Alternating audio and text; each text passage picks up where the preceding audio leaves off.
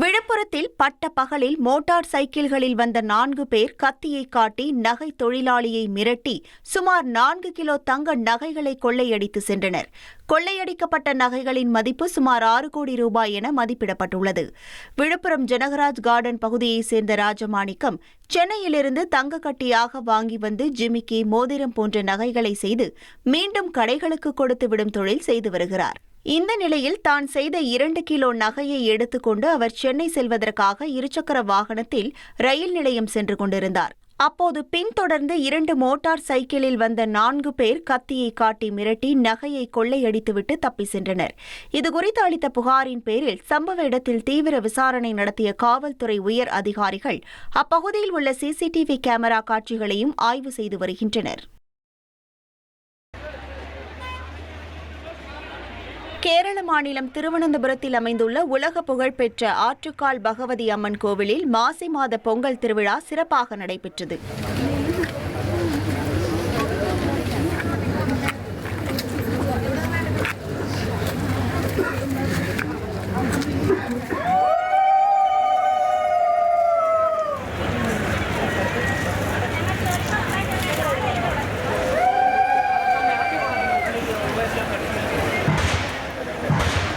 தமிழகம், கேரளம் உட்பட பல்வேறு மாநிலங்களிலிருந்து லட்சக்கணக்கான பெண்கள் பாரம்பரிய உடை அணிந்து பொங்கல் வைத்து கடவுளுக்கு படைத்தனர். பின்னர் கோவிலின் முன்புறம் அமைக்கப்பட்டுள்ள பச்சை பந்தலில் தோற்ற பாட்டு என்று அழைக்கப்படும் கண்ணகி பாட்டு நடைபெற்றது.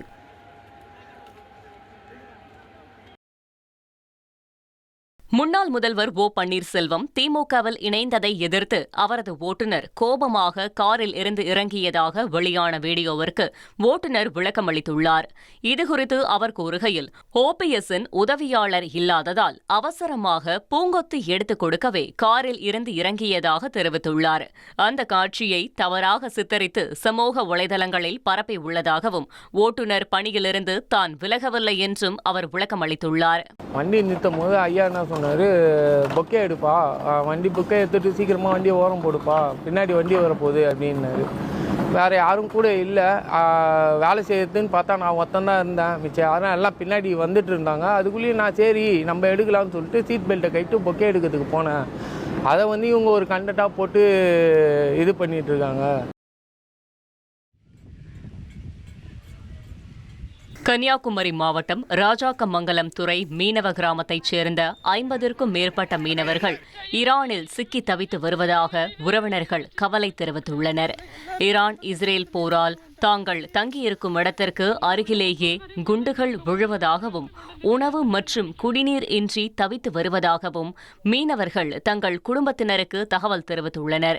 இதனால் ஈரானில் சிக்கியுள்ள மீனவர்களை மீட்டுத்தர அரசு நடவடிக்கை எடுக்க வேண்டும் என உறவினர்கள் கண்ணீர் மல்க கோரிக்கை விடுத்துள்ளனர். ஊத்தங்கரை அருகே 4 வயது சிறுமியிடம் பாலியல் சீண்டலில் ஈடுபட்ட நபர் போக்சோ சட்டத்தின் கீழ் கைது செய்யப்பட்டுள்ளார். மிட்டப்பள்ளியைச் சேர்ந்த 48 வயதான மூர்த்தி மதுபோதையில் சிறுமியிடம் தவறாக நடந்து கொண்டதாக கூறப்படுகிறது. குழந்தை அழுது வீட்டிற்கு வந்ததை அடுத்து உறவினர்கள் சிங்காரப்பேட்டை காவல் நிலையத்தில் புகார் அளித்தனர். போலீசார் சம்பவ இடத்திற்கு சென்று விசாரணை நடத்தி மூர்த்தியை போக்சோ சட்டத்தில் கைது செய்தனர். 1 கிலோ பசுந்தேயிலைக்கு 2 ரூபாய் மானியம் வழங்க உத்தரவிட்ட முதல்வரின் அறிவிப்பை விவசாயிகள் பட்டாசு வெடித்து இனிப்புகள் வழங்கி வரவேற்றனர். நீலகிரி மாவட்டத்தில் பசுந்தேயிலைக்கு குறைந்த விலை கிடைப்பதால் விவசாயிகள் நஷ்டத்தை சந்தித்து வந்தனர். தற்போது 1 கிலோ பசுந்தேயிலை 14 முதல் 18 ரூபாய் வரை மட்டுமே நிர்ணயம் செய்யப்பட்டு வருகிறது. இந்நிலையில் முதல்வரின் இந்த அறிவிப்பால் தேயிலை தோட்ட விவசாயிகள் மகிழ்ச்சியடைந்துள்ளனர். ஈரோடு மாவட்டம் தாளவாடி அருகே கொங்கஹள்ளி வனப்பகுதியில் அமைந்த மல்லிகார்ஜுன சுவாமி கோயிலில் ஆண்கள் மட்டுமே அனுமதிக்கப்படும் தீமிதி திருவிழா நடைபெற்றது. இந்த விழாவில் சிறப்பு பூஜைகள் மற்றும் தீர்த்த நிகழ்வுகளுக்கு பிறகு பூசாரி ஒருவர் மட்டுமே தீக்குண்டத்தில் இறங்கி தீ மிதிப்பது இந்த கோயிலின் பாரம்பரியமாக உள்ளது. தொடர்ந்து இவ்விழாவில் ஆயிரக்கணக்கான ஆண் பக்தர்கள் பங்கேற்று சாமி தரிசனம் செய்தனர். கொடைக்கானல் வட்டக்கானல் பகுதியில் தங்கியுள்ள இஸ்ரேல் நாட்டைச் சேர்ந்த 20க்கும் மேற்பட்ட சுற்றுலா பயணிகளுக்கு துப்பாக்கி ஏந்திய பலத்த போலீஸ் பாதுகாப்பு வழங்கப்பட்டுள்ளது.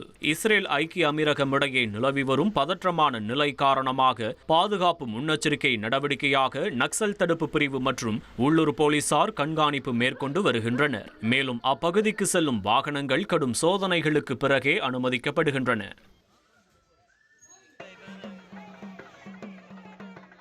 மாசி மகத்தையொட்டி டெல்டா மாவட்டங்களின் பிரசித்தி பெற்ற காரைக்கால் பட்டினச்சேரி கடற்கரையில் 6 சுவாமிகள் ஒன்றாக கூடி தீர்த்தவாரி விமரிசையாக நடைபெற்றது.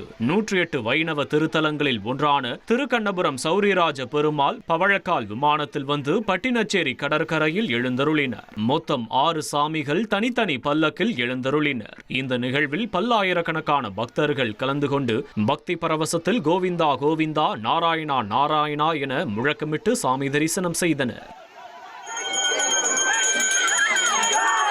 மாமல்லபுரம் கடற்கரையில் மாசிமக விழாவை முன்னிட்டு திரண்ட பழங்குடி இருளர்கள் தங்கள் குலதெய்வமான கன்னியம்மனை வழிபட்டு திருமண மற்றும் நிச்சயதார்த்த சடங்குகளை நடத்தினர். 3 இருளர் இன ஜோடிகளுக்கு திருமணங்கள் நடைபெற்றன. பக்தர்கள் மற்றும் உறவினர்கள் கடற்கரையில் ஒன்றாக சேர்ந்து பாரம்பரிய நடனமாடி பாடல்களை பாடினர். சின்ன குடில்களில் தங்கி எளிமையான முறையில் நடைபெற்ற இருளர்களின் திருமண சடங்குகளை சுற்றுலா பயணிகளும் ஆச்சரியத்துடன் பார்த்து வாழ்த்தினர்.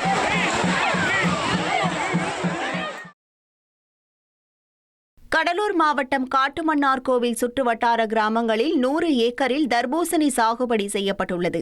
கடந்த ஆண்டு 1 டன் 20,000 ரூபாய்க்கு விற்ற நிலையில் தற்போது 2,000 ரூபாய்க்கு கூட விலை போகவில்லை என விவசாயிகள் கவலை தெரிவிக்கின்றனர். ஏக்கருக்கு 30,000 ரூபாய் செலவு செய்தும் மஞ்சள் நோய் தாக்கம் மற்றும் விலை சரிவால் பெரும் நஷ்டம் ஏற்பட்டுள்ளதாக அவர்கள் தெரிவித்துள்ளனர். விருதுநகர் மாவட்டம் சிவகாசி சிறுகுளம் கண்மாய் பகுதியில் அரிய நட்சத்திர ஆமை ஒன்று மீட்கப்பட்டது.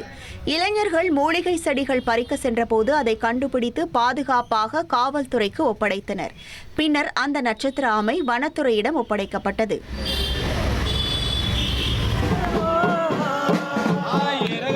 நீலகிரி மாவட்டம் ஊட்டி அருகே சொக்கநல்லி கிராமத்தில் கீழ் சொக்கநல்லி மாரியம்மன் திருவிழா சிறப்பாக நடைபெற்றது. உள்ளத்தை பகுதியைச் சேர்ந்த படுகர் இன மக்கள் நிர்வகிக்கும் இந்த கோவிலில் ஆண்டுதோறும் நடைபெறும் திருவிழா கடந்த வெள்ளிக்கிழமை தொடங்கியது. சுமார் 15 கிலோமீட்டர் தொலைவிலிருந்து அம்மன் ஊர்வலமாக கொண்டுவரப்பட்டு சிறப்பு பூஜைகள் நடைபெற்றது. அன்னதானம் மற்றும் தேரோட்டமும் கோலாகலமாக நடந்தது. தொடர்ந்து சீகூர் ஆற்றில் கங்கை பூஜை செய்யப்பட்டு பூக்குண்டம் இறங்கும் நிகழ்ச்சியில் நூற்றுக்கணக்கான பக்தர்கள் நேர்த்திக்கடன் செலுத்தினர். ஆயிரக்கணக்கான படுகர் இன மக்கள் பாரம்பரிய உடையில் கலந்து கொண்டு அம்மனை தரிசனம் செய்தனர்.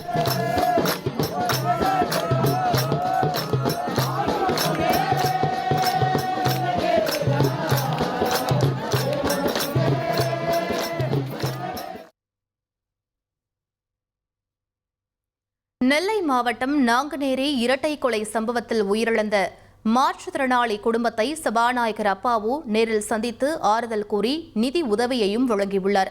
பெரும்பத்து பகுதியில் போதை கும்பல் நடத்திய கண்மூடித்தனமான தாக்குதலில் மாற்றுத்திறனாளி ஜான் மற்றும் ஒடிஷா மாநிலத்தைச் சேர்ந்த செங்கல் சூளை தொழிலாளி ட்ராநாத் கட்டா ஆகியோர் உயிரிழந்தனர். இச்சம்பவம் தொடர்பாக 7 பேரை தனிப்படை போலீசார் அதிரடியாக கைது செய்து தீவிர விசாரணை மேற்கொண்டு வருகின்றனர். இதனிடையே உயிரிழந்த ஜானின் குடும்பத்தினரை நேரில் சந்தித்த சபாநாயகர் அப்பாவு சொந்த பணத்தில் நிதி உதவி மற்றும் அரசு சார்பில் வீடு கட்டுவதற்கான ஆணையை வழங்கினார். மேலும் குழந்தைகளின் கல்வி செலவை அரசே ஏற்கும் என்றும் உறுதியளித்தார். சத்தியமங்கலம் அருகே ஆசனூர் மலைப்பகுதியிலிருந்து கேர்மாளம் செல்லும் வனசாலையில் சிறுத்தை ஒன்று மர வேர்களில் சிக்கி மேலே ஏற முடியாமல் சிக்கி தவித்த காட்சி வெளியாகியுள்ளது. சத்தியமங்கலம் புலிகள் காப்பக வனப்பகுதியில் சிறுத்தைகள் நடமாட்டம் அதிகரித்து காணப்படுகிறது. பொதுமக்கள் மிகுந்த எச்சரிக்கையுடன் பயணிக்க வேண்டும் என ஆசனூர் வனத்துறையினர் அறிவுறுத்தியுள்ளனர்.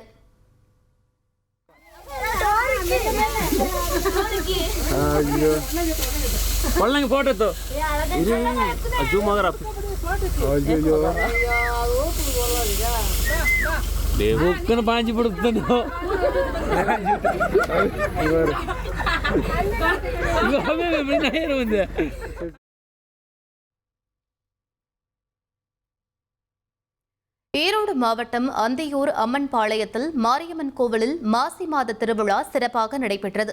இந்த விழாவில் பாரா இறங்குதல் என அழைக்கப்படும் வினோத வழிபாடு நடைபெற்றது. இந்த வழிபாட்டில் வேண்டுதல் நிறைவேற பக்தர்கள் இரவு முழுவதும் கண்விழித்து வெறும் காலில் வெள்ளை அல்லது மஞ்சள் உடை அணிந்து விடிய விடிய கோவில் பரிவாரத்தை தொடர்ந்து சுற்றி வந்து அம்மனை வழிபட்டனர்.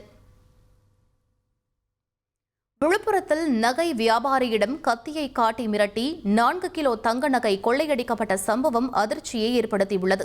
ஜனகராஜ் கார்டன் பகுதியைச் சேர்ந்த ராஜமாணிக்கம் என்பவர் தங்க நகைகளை மோட்டார் சைக்கிளில் எடுத்து சென்றுள்ளார். அப்பொழுது திடீரென முகமூடி அணிந்த 5 பேர் கொண்ட கும்பல் வாகனத்தை மறித்து கத்தியை காட்டி மிரட்டி 4 கிலோ 106 கிராம் தங்க நகை பையை பறித்து சென்ற சம்பவம் பெரும் பரபரப்பை ஏற்படுத்தியுள்ளது. போலீசார் 9 தனிப்படைகள் அமைத்து குற்றவாளிகளை தேடி வருகின்றனர். விழுப்புரம் அருகே கிணற்றில் கார் கவிழ்ந்து விழுந்த விபத்தில் உயிரிழந்த 4 பேரின் உடல்கள் உறவினர்களிடம் ஒப்படைக்கப்பட்டன. சென்னை குன்றத்தூர் பகுதியைச் சேர்ந்த வினோத், ஜெயமோகன், ஓட்டுநர் ராஜா, சேகர் ஆகியோர் சென்ற கார் டயர் வெடித்து சாலை ஓர கிணற்றில் விழுந்ததில் 4 உயிரிழந்தனர். விழுப்புரம் அரசு மருத்துவமனையில் பிரேத பரிசோதனை முடிந்த பின் 4 உடல்கள் உறவினர்களிடம் ஒப்படைக்கப்பட்டன. மாசிமகம் திருவிழாவை முன்னிட்டு கடலூர் மீன்பிடி துறைமுகத்தில் மாசிமக தெப்ப உற்சவம் வெகு விமர்சையாக நடைபெற்றது. இந்த விழாவில் சுற்றுவட்டார மீனவ கிராமங்களில் உள்ள பல்வேறு கோவில்களின் உற்சவர்கள் சிறப்பு அலங்காரத்துடன் படகுகளில் எழுந்தருளினர். ஏராளமான மக்கள் பங்கேற்று வழிபட்டனர்.